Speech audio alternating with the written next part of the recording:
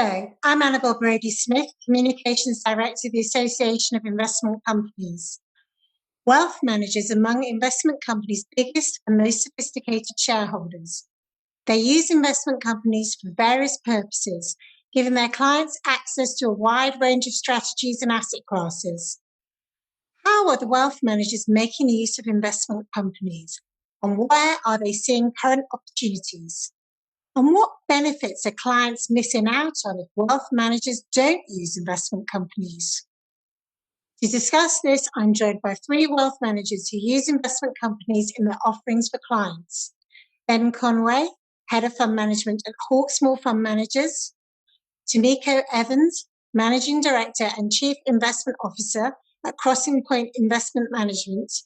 And Saftar Sarwar, Managing Director and Chief Investment Officer at Binary Capital Investment Management. Right, on to the questions. Ben, how do you use investment companies in your portfolios? And can you give us some examples, please? Sure, thanks, Annabelle. We primarily use investment companies to access less liquid asset classes that you can't or shouldn't access via other fund structures, such as daily dealing, open-ended funds.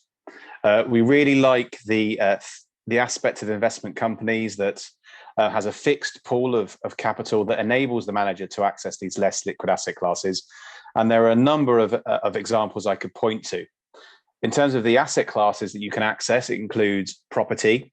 And I don't just mean general commercial property. You can use investment companies to target very, very specific areas within property, such as logistics, warehouses, distribution. Examples would be urban logistics, real estate investment trusts, or warehouse real estate investment trusts, as well as a vast array of other areas, such as, say, supermarkets via something like Supermarket Income REIT, or social housing via Civitas Social Housing REIT.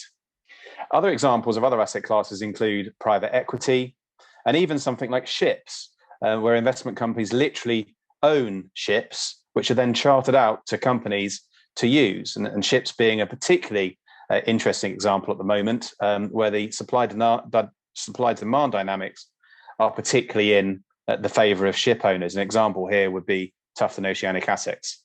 I could mention a whole host of other less liquid asset classes, but in the interest of time, I'll just point to those few. Thanks very much, Ben. I think we're all very familiar with the problems that open-ended property funds have suffered. Of course, the closed-ended investment company structure listed on the stock market so you can buy and sell shares readily is really suitable for these types of hard-to-sell assets, and you've made that very clear there. Tomiko, where are you using investment companies in your portfolios, and what sort of examples have you got? Well, we use investment companies through we've created two portfolio risk-based ranges of investment strategies which only use investment companies to cover the equity portion of those portfolios. And one of the strategies deals directly with income-generating investment companies, and as that over the past year has been really highlighted that investment companies can hold 15% of their income from one year to the next, and this enables them to have more consistent dividends. Which, although never guaranteed, is important for a lot of investors who've come to expect them. We've also found that the benefits of investment companies, such as long-term returns, diverse holdings, and the ability to use gearing and purchase at a discount, especially over the past year, has provided excellent returns for our strategies. And it also lends itself well to being blended with other strategies. A lot of our IFAs have not had much experience or awareness of investment companies. And we found that blending the investment trust portfolios with other more volatility managed, tactically traded portfolios can also help to introduce investment trust portfolios to IFAs.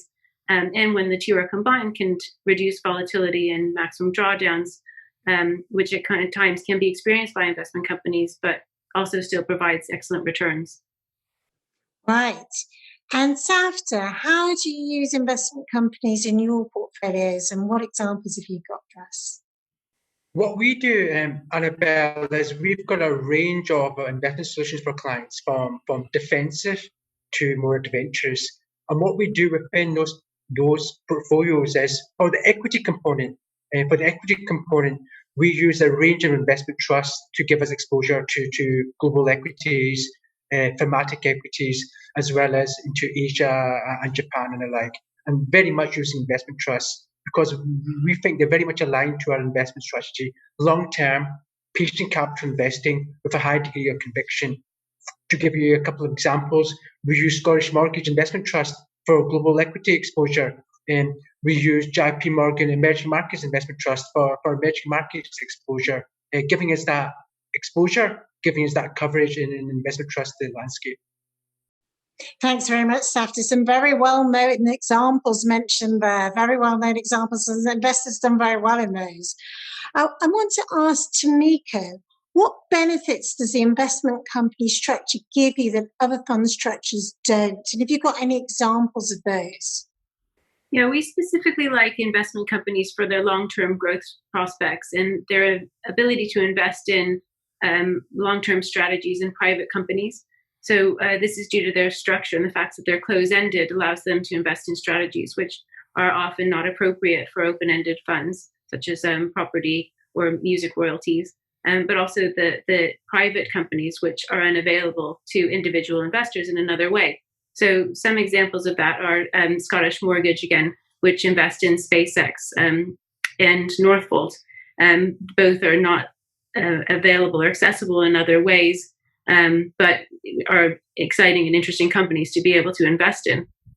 Also, as I mentioned earlier, the fact that the investment companies are able to hold back 15% of their income for dividends is also very unique and helpful. But another thing is also that they use gearing to further invest in opportunities as they arise, and they've got the ability to do that. Thanks very much, Tomiko. Yes, SpaceX been in the media recently, making space travel more efficient and cost-effective, very interesting company. Saftar, what does the investment company structure offer you in your portfolio that you don't get with other fund structures? And what examples do you have? Again, like Tomiko mentioned, there's a couple of things that I really like about investment trusts, and there's many more, but let's focus on a few. I like the permanent capital way of that kind of structure. I like the fact that you have independence, or you certainly have genuine corporate governance that's external from the investment or fund management company in itself. You have an independent board, remuneration committee, audit committees and the like to oversee the investment company being managed. That board in itself can hire and fire the investment manager for a variety of reasons, persistent poor performance being one crucial one. So we like that. We like that independence. We like that differentiation in terms of the board and the investment company. We like the fact that if relevant, if suitable, investment companies can borrow capital to invest in some of the best investment opportunities that could be out there. We like that a lot.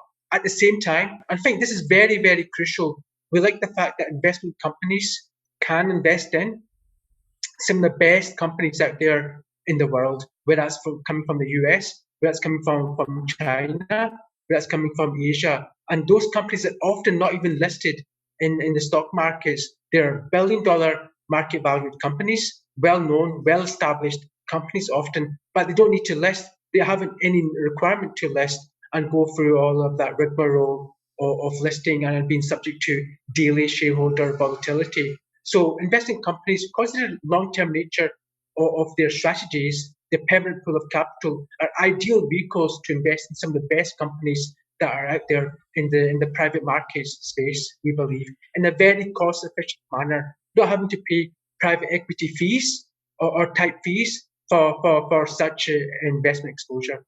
Yeah, that ability to invest in private companies is really important for the investment company structure. Ben, what do you find that the investment company structure is giving your portfolio that you can't get from other types of vehicle? Yeah, my fellow presenters touched on a lot of the main ones. I would focus on one that's particularly important today. So what's the point of investing in anything within a multi-asset portfolio context, which is how we use them within our multi-asset funds, and that is they need to be bringing something to the portfolio. So in particular, diversification and improving the prospects for risk-adjusted returns. If they don't do that, there's no point investing in anything, I think, within a multi-asset portfolio context. And at the moment, we've got a very interesting dynamic, as I'm sure everybody is aware, the incredible amount of stimulus that has been injected into developed economies has found its way into financial markets and resulted in some very lofty, shall I say, I'm not exaggerating at all, but I could even say ridiculously expensive valuations in mainstream liquid asset classes. Investment companies give you access at this time of very extreme valuations in liquid asset classes, particularly equities and bonds, to some much more cheaply valued alternative assets. So the benefits, I think, right now, today, in terms of the fact that you can access less liquid asset classes are very, very significant. So some of the examples I pointed to earlier, such as ships, such as some areas of property, but also, some private equity investment companies that are trading at discounts. I could talk about some of the direct lending vehicles. I could talk about asset-backed securities. I could go on. But the point is that via the investment company structure, the fact that you're accessing some asset classes that are actually cheap relative to their history at a time where so many more liquid asset classes are extremely expensive relative to history is a huge advantage for a manager who's constructing multi-asset portfolios. Yeah, I totally agree with you. That is a big advantage of our structure, and a very important one. And particularly at the moment when valuations are not possibly very high. We wait and see, but it does look like they're very high. Saftar, do you personally invest in investment companies? Yeah, very much so. We Binary Capital as a business, we're very much aligned to our philosophy is very much aligned to investment trust generally anyway. So we've got alignment between what we do as a business and what we do as what investment companies do, investment trusts do. And at the same time, I have full alignment around that. My pension and product, my pension plan invested in an investment company. Happy just to tell you, the Billy Gifford US Growth Trust. Like many investors, I don't believe I can add much value in the short term, timing in and out of markets or strategies, and adding value is time consuming, it's expensive, and I'll get a lot of things wrong. So I take a long term view, 10, 15 years in my investments. So I think that's a perfect investment company to invest in for that long term US growth exposure over the coming decade and beyond. At the same time, another one that I've mentioned before, Scottish Mortgage Investment Trust, another one that I like, I've personally invested in as well. And to be honest, 90% of my investments are in investment trusts. I like them for the reasons that I've outlined. I like them for my clients. So if I like them for my clients, I like them in our models, why would I not want to invest in them personally myself as well? Absolutely, Saftar. I have to tell our viewers now that Saftar did used to work for Baillie Gifford, so you may have a little issue of bias there towards them, quite honestly. I think so. Tomiko, do you personally invest in investment companies? Yes, yeah, we do. We have investments within our own investment portfolios that we run, which again, we're recommending them to people when we are happy to invest in them as well.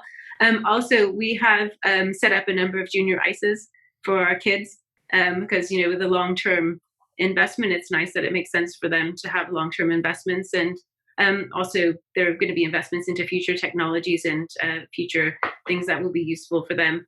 And also it will help for uni funds when we need them in the future. Yeah, well, I can believe that. That'll be a big expense coming your way at some stage. Oh, I know all about it. Ben, do you personally invest in investment companies? Yes, I do. I have to say, we run fund of funds, which invest in investment trusts.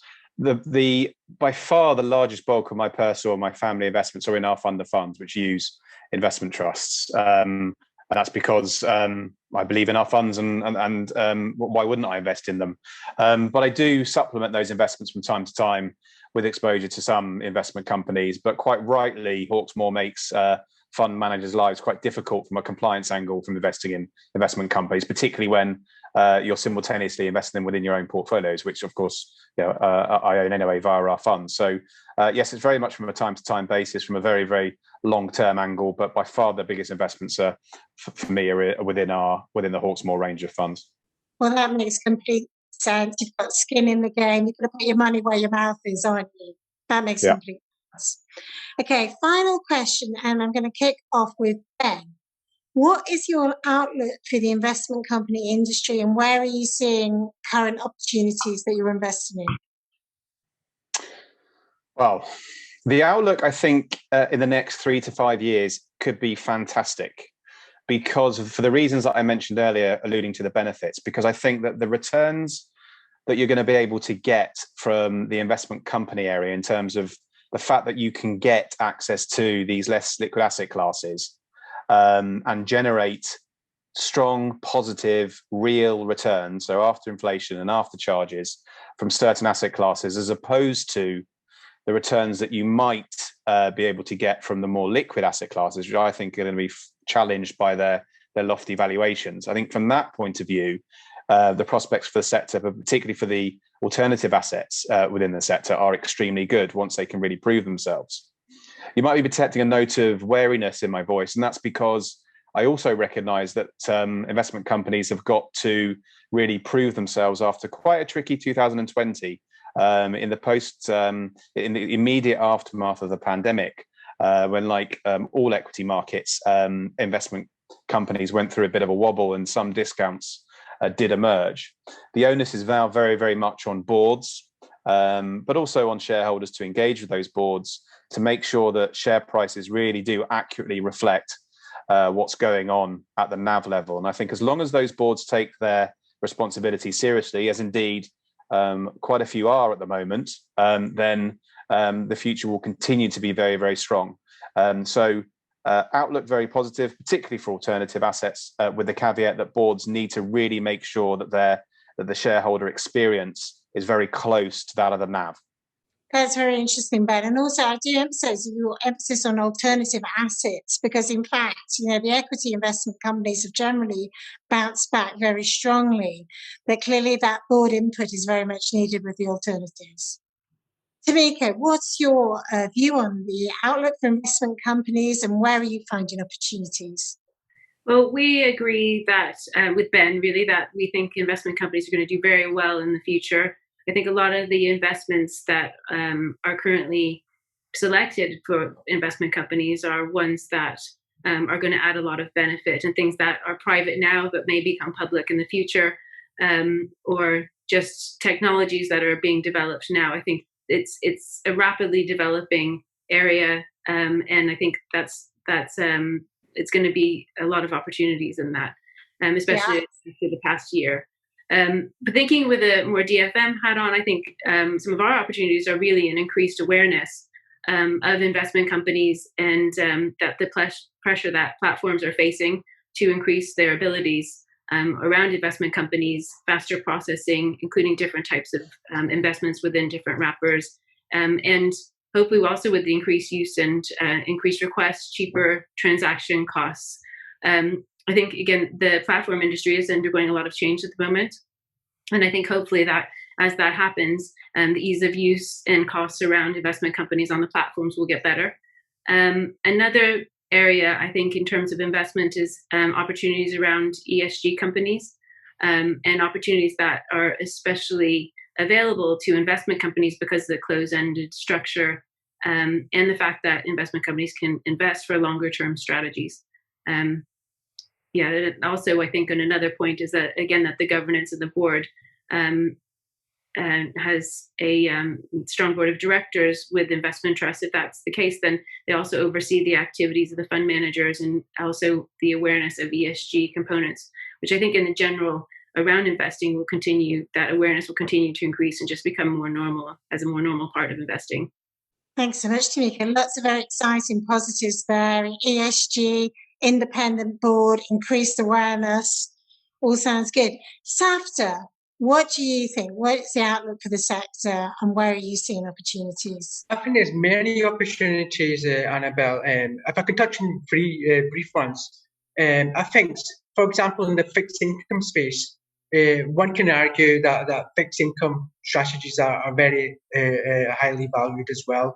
We've got low bond yields. We've had a 20-year, 30-year bond bull market. So where is the the next return from bond investing. I think some investment trusts that got that flexibility of investing, whether it's in index-linked fixed income, commodities, other alternative assets, to give you fixed income-like returns as a proxy, but not a fixed income strategy that's aligned to interest rates, are very, very interesting. It's something we as a firm are very closely looking at, replacing some of our vanilla fixed income strategies with an investment trust or similar type returns or strategies around that. So that's one aspect.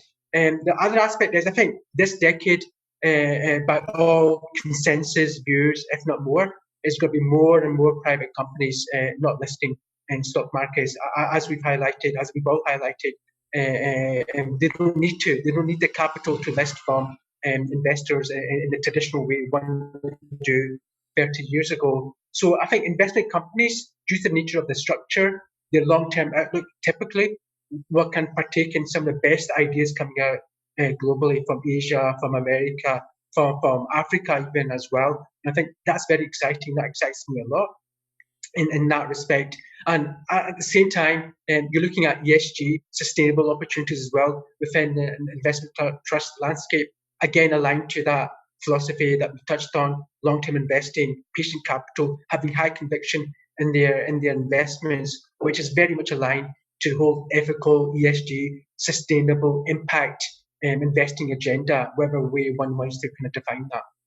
Very much, Saftar. I have to say that we are an industry, the investment company industry, that adapts to meet investors' needs. And whether it's technology or innovation or whether it's ESG, we are adapting to meet those investors' needs. And that's why I think, the outlook is very strong for us. I'd like to thank all our wealth managers for joining us today. It's been great to hear more about how they use investment companies for their clients. I'd like to emphasize that we don't know what's going to happen in the future. Investment is for the long term, and you need to have a well-balanced portfolio. If you're in any doubt, you should talk to a financial advisor. Thanks so much for watching.